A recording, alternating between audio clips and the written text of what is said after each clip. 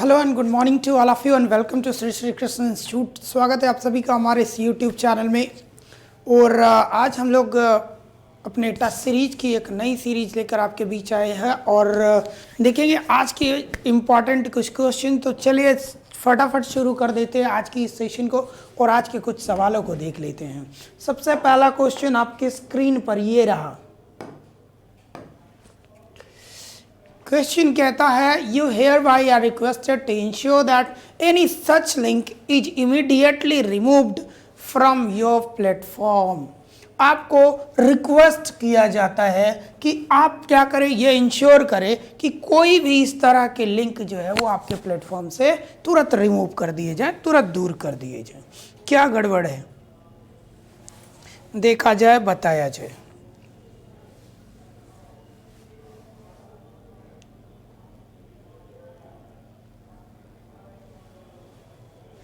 चलिए, बहुत ही simple type का है, थोड़े स्टैंडर्ड लेवल के क्वेश्चन है। ये हेयर वाई का प्रयोग गलत है। ये हेयर वाई का प्रयोग यहाँ मिड में होना चाहिए क्योंकि हेयर वाई क्या है, एक एडवर्ब है और एडवर्ब जब भी होता है तो वर्ब के आगे होता है। यानी कि दो कंडीशन है, इधर आर आपका हेल्पिंग वर्ब है, रिक्वेस्टेड आपका मेन वर्ब है। तो यहाँ पर अगर हम हेयर वाई लिख देते हैं, ठीक है, तो एडवर्ब का सही पोजीशन हो जाएगा। इधर से ये हेल्पिंग वर्ब को क्वालिफाई करेगा और इधर से ये मेन वर्ब को क्वालिफाई करेगा। सिचुएशन देखने के हिसाब से ऑप्शन नंबर ए हमारा करेक्ट आंसर हो जाएगा। A is the correct answer for this very question. ठीक है, सब लोग देख लेंगे, ए इस क्वेश्चन का सही जवाब होगा। बढ़ चलते हैं अगले क्वेश्चन की तरफ। नेक्स्ट क्वेश्चन आपका है, ये नहीं है, ये वाला है। कहता है कि power corrupts, absolute power corrupts absolutely. ये क्या है, ये थोड़ी गड़बड़ मुझे लग रही है। ये क्वेश्चन में कुछ गड़बड़ है, कुछ प्रॉब्लम आया है मेरे को लगता है। Power corrupts, absolute corrupts absolutely.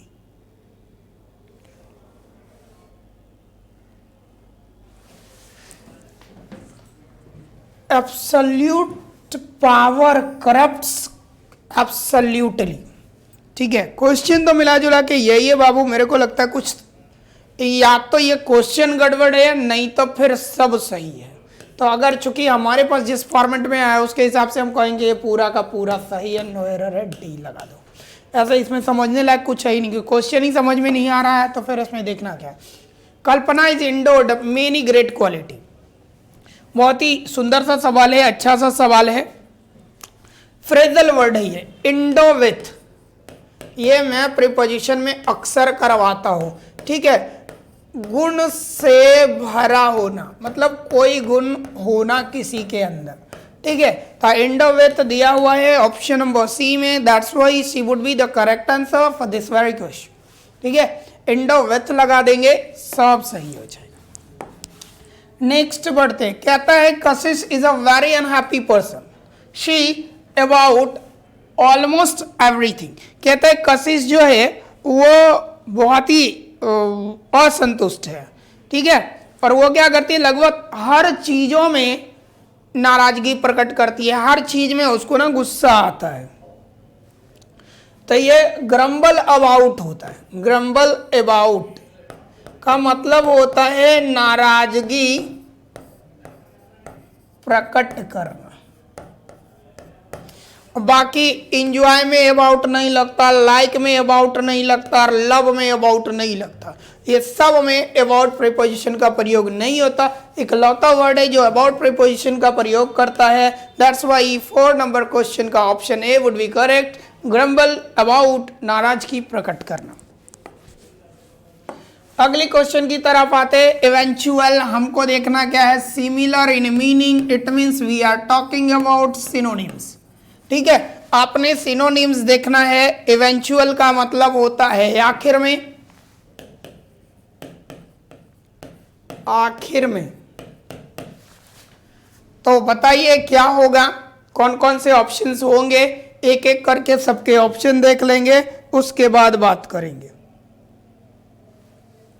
Simple है, इंटरमीडिएट का मतलब होता है मध्यस्थ, मिड में, इसको कहते हैं ना बीच में। प्रिलिमिनरी का प्राथमिक यानी शुरुआत में, प्रायर का मतलब पहले और अल्टीमेट का मतलब अंत में। तो ऑब्वियसली है कि ऑप्शन नंबर सी इस क्वेश्चन के लिए करेक्ट आंसर हो जाएगा। नेक्स्ट क्वेश्चन आपका आया है फॉरबिड का मतलब होता है मना करना, सिनोनिम देख लो। बैन का मतलब भी रोकना होता है, मना करना ही होता है। परमिट का मतलब होता है स्वीकृति देना, स्वीकृति देना। ग्रांट भी सेम होता है, अलाउ भी सेम होता है। इट मीन्स क्या है कि एंटोनिम्स की बात नहीं, सिनोनिम्स की बात है। तो मना करना, रोकना, बैन यहाँ पे करेक्ट आंसर हो जाएगा। आसान से सवाल आ रहे हैं, बहुत ज्यादा दिक्कत की बात नहीं है। ठीक है, फर्दर बढ़ते हैं अगले क्वेश्चन की तरफ। फ्रेजाइल, फ्रेजाइल का मतलब होता है कमजोर। ठीक है, फ्रेजाइल का मतलब होता है कमजोर। ठीक है, या आसानी से टूट जाने वाला भी इसको हम लोग कहते हैं। तो कमजोर, आसानी से टूट जाने वाला के लिए कौन कौन सा वर्ड होगा? तो ये स्टार्डी का मतलब खाली मजबूत होता है, और हैरी का मतलब खींचना जोर से। इसको लिखो ना, जोर से खींचना। टफ का मतलब तो टफ है, ब्रिटल मतलब क्षण भंगुर, क्षण भंगुर मतलब आसानी से टूट जाने वाला। ठीक है, टफ का मतलब मुश्किल। तो फ्रेजाइल का मतलब भी आसानी से टूट जाने वाला, क्षण भंगुर, और यहाँ पे सिमिलर मीनिंग है। ठीक है, ब्रिटल एकदम सही हो जाएगा। मेरे को लगा कहीं हम इंटो तो नहीं देख रहे हैं। ठीक है, तो यहाँ पे ब्रिटल इसका करेक्ट आंसर हो जाएगा। दिस वुड बी करेक्ट, देखना है, टिक लगा देना है। नेक्स्ट आते हैं अगले क्वेश्चन की तरफ आते हैं। ट्रैंकिल, ट्रैंकिल का मतलब होता है शांत। ठीक है, इसी से एक वर्ड बनता है ट्रैंक्विलिटी, शांति, शांत। वायलेंट का मतलब होता है उग्र, काम का मतलब होगा शांत। क्वाइट का मतलब चुप, और इजी का मतलब होता है आसान। अब देख लो क्या होगा, शांत है तो उल्टा उग्र होगा। पहला ऑप्शन ही इसका सही आंसर हो जाएगा। समझने में कोई तरह की कंफ्यूजन नहीं, कोई तरह की दिक्कत नहीं। बढ़ा जाए अगले क्वेश्चन की तरफ। श्रीउड, श्रीउड का मतलब है शातिर, इसको कहते हैं शातिर, या चालाक भी कह सकते हो, चालाक। तो क्लेवर तो सेम मीनिंग हो गया। नेइव का मतलब भी आपका होता है गंवार, सीधा साधा। दो ऑप्शन नहीं दिख रहे, इसको मैं ऊपर लिख देता हूं, ब्रेनी, BRAINY, और एक लिखा है आर्टफुल। तो आर्टफुल का मतलब भी तुम्हारा चालाक, चतुरी हो जाता है। तो इसका मतलब तुम्हारा हो गया चालाक, चतुर। इसके बाद ब्रेनी का मतलब ब्रेन से रिलेटेड या दिमाग वाला व्यक्ति, दिमाग वाला, इसको समझदार भी बोला जा सकता है। अब जरा बढ़िया से देख लिया जाए तो कौन से आंसर हमारे सही दिखते नजर आ रहे हैं। तो सीधा सीधा बात है, सही तो यही नाइव दिख रहा है भाई। चतुर, चालाक का उल्टा हो जाएगा गंवार, सीधा साधा व्यक्ति। नाइव इसका सही आंसर है, और आपने अगर इसको टिक किया तो ये बेस्ट है। अब कहता है सस्पिशियस, सस्पिशियस का मतलब होता है संदेहास्पद। ठीक है, तो डाउटफुल सेम मीनिंग हो गया, इसका मतलब भी संदेहास्पद। जिलस का मतलब ईर्ष्यालु होता है। ट्रस्टवर्दी का मतलब होता है भरोसेमंद, और वंडरिंग का मतलब होता है आश्चर्यजनक के अर्थ में लिख सकते हो।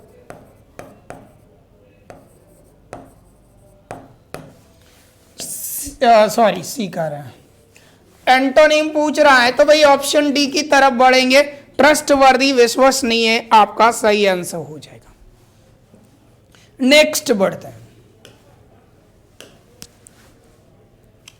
At the 11th our, 11th our का मतलब होता है अंतिम क्षण में, अंतिम क्षण में। तो लास्ट मोमेंट केवल देख लेना, टाइम नहीं देखना, मोमेंट देखना, ठीक है। तो लिखा है at the last possible moment, सही आंसर हो जाएगा बी। नेक्स्ट बढ़ा जाए अगले क्वेश्चन की तरफ। ए रेड लेटर डे, बहुत ही आसान सा सवाल है ये, ठीक है। इसका मतलब होता है महत्वपूर्ण दिन। ए रेड लेटर डे का मतलब होता है महत्वपूर्ण दिन, यादगार दिन भी इसको कहते हैं। तो कहता है a day that is presently note वर्दी और मेमोरेबल, याद किया जाने वाला जो दिन है, नोट वर्दी मेमोरेबल है, इसको हम लोग इस कैटेगरी में रखेंगे। हो गया। फर्दर बढ़ते, कहता है I spoke to my old friends and finalise the plan. तब पहले ऑल अलाउ, पीछे माई फ्रेंड करेंगे, सही हो जाएगा। I spoke to all my friend, मैंने अपने सभी मित्रों से बात किया, ठीक है, और उसके बाद इस प्लान को मैंने फाइनलाइज कर दिया, निर्धारित कर दिया, क्लियर कर दिया, ठीक है। तो बेसिक सा सवाल था, ऑल माई फ्रेंड्स होना चाहिए, माई ऑल फ्रेंड्स नहीं होगा। कहता है the higher the demand the more the price. तो यहां पर लिखाना है, यहां पर क्या लिखना है, क्या वर्ड रिप्लेस होता है।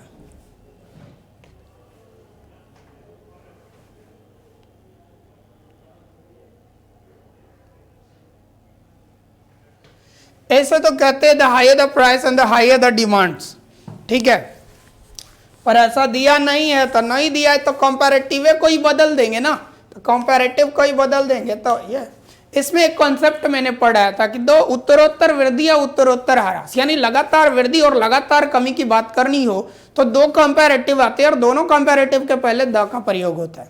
दैट्स इट, यही चीज करना था यहाँ। 15 नंबर है OWS, कहते हैं the killing of human being, मानव जाति की हत्या।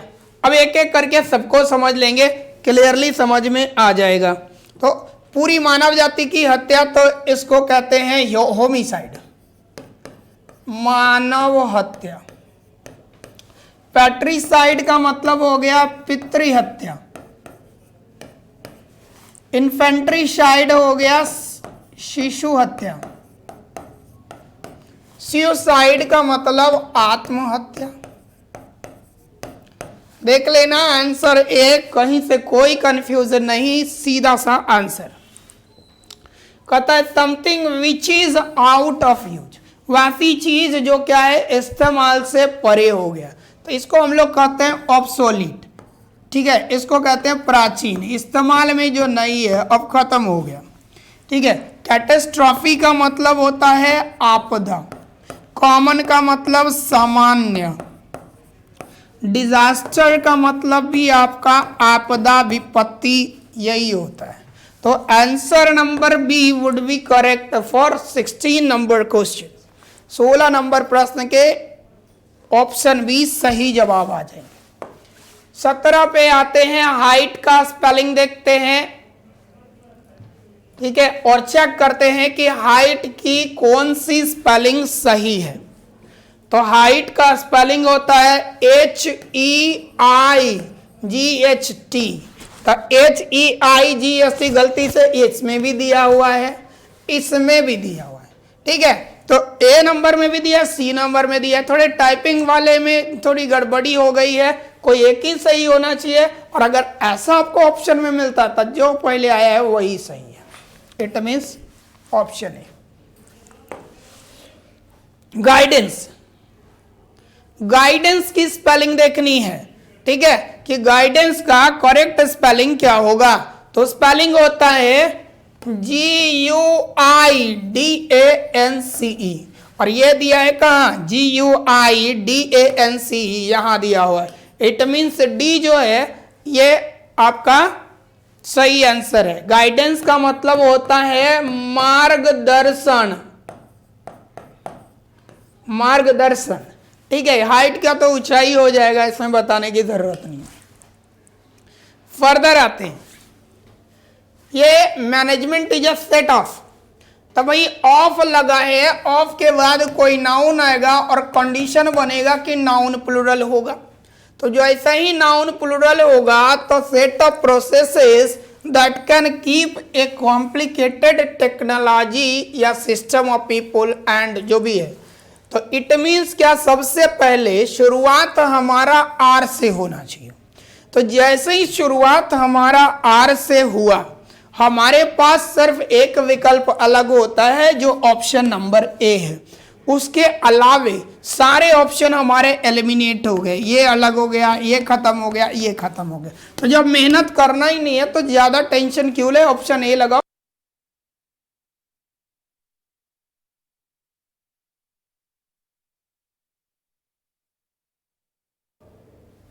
चलिए नेक्स्ट देखा जाए। कहता है अट्रैक्टेड बाई द सेरेनिटी, ठीक है, सेरेनिटी यानी शांति से अट्रैक्ट जो हो जाए इसे हम क्या कहेंगे, तो अट्रैक्टेड बाई सेरेनिटी।